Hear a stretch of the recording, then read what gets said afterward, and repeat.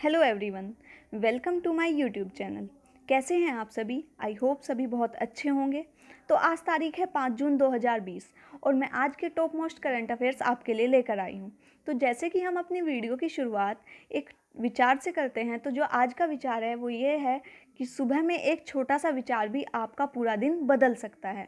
ठीक है, तो सुबह जब उठते हैं आप अपना एक मोटिव तय कीजिए और पूरा दिन उस मोटिव को अचीव करने में लगा दीजिए, तो आपकी लाइफ खुद ब खुद अच्छी बन जाएगी। ये वाक्य आपने सुना ही होगा। ठीक है, तो चलिए शुरू करते हैं। चक्रवाती तूफान निसर्ग का केंद्र 3 जून को महाराष्ट्र के किस समुद्र से टकराया है? तो किससे टकराया है? निसर्ग तूफान के बारे में मैंने आपको पिछली वीडियो में बताया था। तो ये किससे टकराया है? ये रायगढ़ जिले के अलीबाग महाराष्ट्र से टकराया है। ठीक है, तो ये क्या हुआ है, यह तूफान अरब सागर से उठा था और 3 जून को करीब 1 बजे यह टकराया है। हालांकि तूफान ने अपना रास्ता बदलने के कारण यह कमज़ोर पड़ गया है और जिससे भारत को एक बड़े खतरे से क्या मिल गई है? राहत मिल गई है, वरना भारत में बहुत हाहाकार मच सकता था। तो ये कहाँ हुआ है? रायगढ़ जिले के अलीबाग में टकराया है। नेक्स्ट क्वेश्चन की ओर बढ़ते हैं। आई कांट ब्रीथ नारा किस देश की रंगभेद, ये ठीक कर लीजिए आप, रंगभेद के खिलाफ प्रदर्शन है?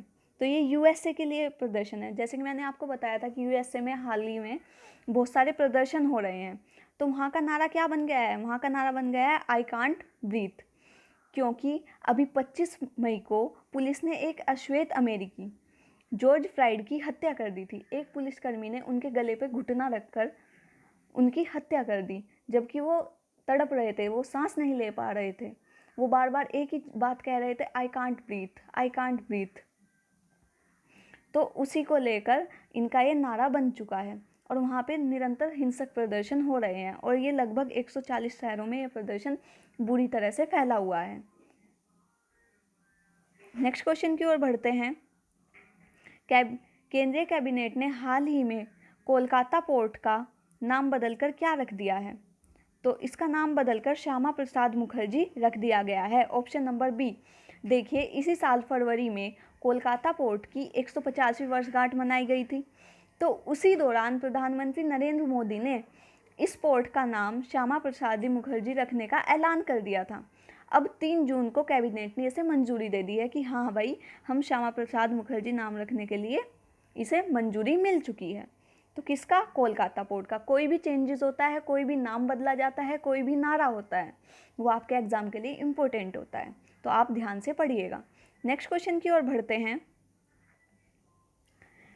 फिनलैंड में भारत का नया राजदूत किसे नियुक्त किया गया है? तो भारत का नया राजदूत रवीश कुमार को नियुक्त किया गया है। ठीक है, याद रखिएगा, कहाँ का? फिनलैंड का। ये इससे पहले विदेश मंत्रालय के प्रवक्ता भी थे। तो 3 जून को यह फैसला लिया गया है कि ये फिनलैंड के नए राजदूत बनेंगे। यह 1995 के आईएफएस अधिकारी रहे हैं। कौन से आईएफएस अधिकारी 1995 के रहे हैं? कौन? रवीश कुमार। इस क्वेश्चन से आपको इतनी इन्फॉर्मेशन मिलती है। आगे बढ़ते हैं। हाँ, सबसे पहले फिनलैंड की बात आई है तो फिनलैंड के बारे में जान लेते हैं। फिनलैंड एक यूरोपीय देश है। ध्रुव से इसकी दूरी 2800 किलोमीटर। ध्रुव क्या होता है? जैसे ये अर्थ है, ऊपर ध्रुव है और नीचे ध्रुव है, तो यहाँ से इसकी दूरी कितनी है? 2800 किलोमीटर है। फिनलैंड यहाँ पे है और इसी के पास में बाल्टिक सागर भी स्थित है। जो फिनलैंड की राजधानी है वो है हेलेंसिकी और प्रधानमंत्री हैं सना मारिन। सना मारिन ऐसी प्रधानमंत्री हैं जो कि दुनिया की सबसे युवा प्रधानमंत्री हैं। नेक्स्ट क्वेश्चन की ओर आते हैं। हाल ही में किस राज्य ने अपने महत्वाकांक्षी प्रोजेक्ट के फोन का ऐलान किया है? तो ये किसने ऐलान किया है? तो यह ऐलान किया है केरल ने। इसमें क्या होगा? इसमें गरीबों को मुफ्त इंटरनेट दिया जाएगा ताकि वो आजकल सभी चीज़ों से अपडेट रहें। जैसे ही आप केरल की बात सुनते हैं, आपके दिमाग में कुछ चीज़ें आ जानी चाहिए जो कि बहुत इंपॉर्टेंट है। एक तो पेरियार वन्यजीव अभ्यारण्य केरल में स्थित है। शांत घाटी केरल में स्थित है। शांत घाटी से ही एक घाटी और आ जाती है, फूलों की घाटी, वो भी कहाँ है? वो उत्तराखंड में स्थित है। तिरंगा पहल के तहत रैपिड स्क्रीनिंग कहाँ हुई थी? वो हुई थी केरल में। कोविड-19 के रोगियों की सेवा के लिए कर्मी रोबोट सेवा कहाँ शुरू हुई थी? वो भी केरल में हुई थी। ब्रेक द चेन कार्टून अभियान भी केरल में चलाया गया था। तो इस क्वेश्चन से आपको इतनी इन्फॉर्मेशन मिलती है। नेक्स्ट क्वेश्चन की ओर बढ़ते हैं। हाल ही में किसने शून्य संपर्क राइड लॉन्च की है? तो किसने की है शून्य संपर्क राइड? उबेर ने लॉन्च की है। एक्चुअल में उबर ने दिल्ली, बेंगलुरु और हैदराबाद एयरपोर्ट के साथ टाई अप किया है। इसमें क्या होगा, जब भी कोई टूरिस्ट गाड़ी में बैठेगा तो गाड़ी को सैनिटाइज़ किया जाएगा उससे पहले, और जब टूरिस्ट उतर जाएगा तब भी गाड़ी को सैनिटाइज़ किया जाएगा। तो इस योजना के तहत ये करेगा कौन? उबर। उबर की स्थापना कब हुई थी? 2009 में। इसका मुख्यालय है कैलिफोर्निया। नेक्स्ट क्वेश्चन की ओर बढ़ते हैं। हाल ही में किसने शॉर्ट वीडियो क्रिएटिंग ऐप, ये है क्रिएटिंग होता है बनाना, short video creating app Collab launch किया है? तो किसने किया है? फेसबुक ने लॉन्च किया है। यह एक टिकटॉक की तरह स्मार्ट वीडियो ऐप है। जैसे टिकटॉक में आप शॉर्ट वीडियो बना सकते थे, तो ऐसे ही इसमें भी आप शॉर्ट वीडियो बना सकते हैं। इससे पहले मैं आपको याद दिला दूं, फेसबुक ने क्या कैचअप ऐप भी लॉन्च किया था। कैचअप ऐप में क्या था? जिसमें 8 लोग एक साथ वीडियो कॉन्फ्रेंस कर सकेंगे। तो ये किसने किया है? फेसबुक ने किया है। नेक्स्ट क्वेश्चन की ओर बढ़ते हैं। हाल ही में किसने सोदार नामक, कौन सा? सोदार, SODAR, सोदार नामक सोशल डिस्टेंसिंग ऐप लॉन्च किया है? तो ये किसने किया है? गूगल ने किया है। इस ऐप के तहत क्या होगा?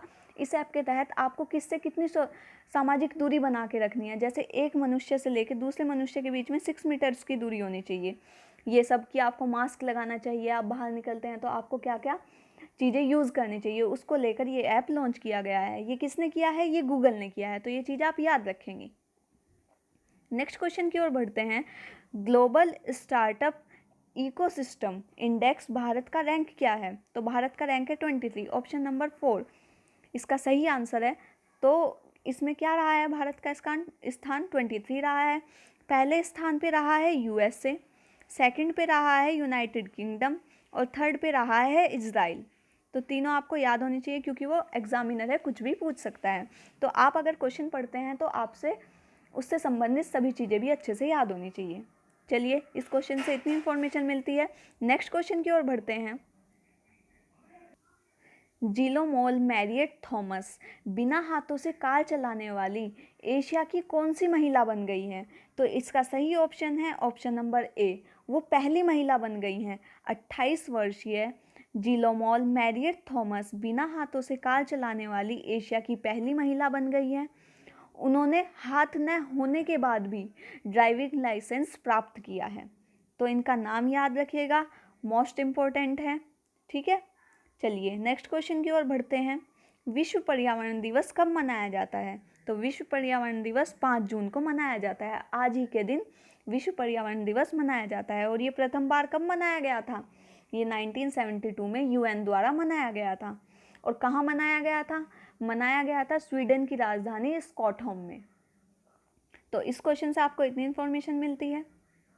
नेक्स्ट आता है हमारा, जैसे कि हम अपनी वीडियो के एंड में क्या देखते हैं? आज के दिन का महत्व देखते हैं। तो 5 जून का इतिहास में महत्व देख लेते हैं। 5 जून 1972 को यूपी के मुख्यमंत्री योगी आदित्यनाथ का जन्म हुआ था। मतलब आज उनका हैप्पी बर्थडे है। किसका? योगी जी का। 5 जून 1915 में डेनमार्क ने अपने संविधान संशोधन कर महिलाओं को वोट देने का अधिकार दिया था। कब? 1915 में। तो आज की वीडियो में इतना ही। अगर आपको वीडियो अच्छी लगे तो प्लीज़ ज़्यादा से ज़्यादा लाइक करें, सब्सक्राइब करें, ज़्यादा से ज़्यादा शेयर करें। कल मिलते हैं नई वीडियो के साथ, नए करंट अफेयर्स के साथ। तब तक के लिए थैंक यू सो मच।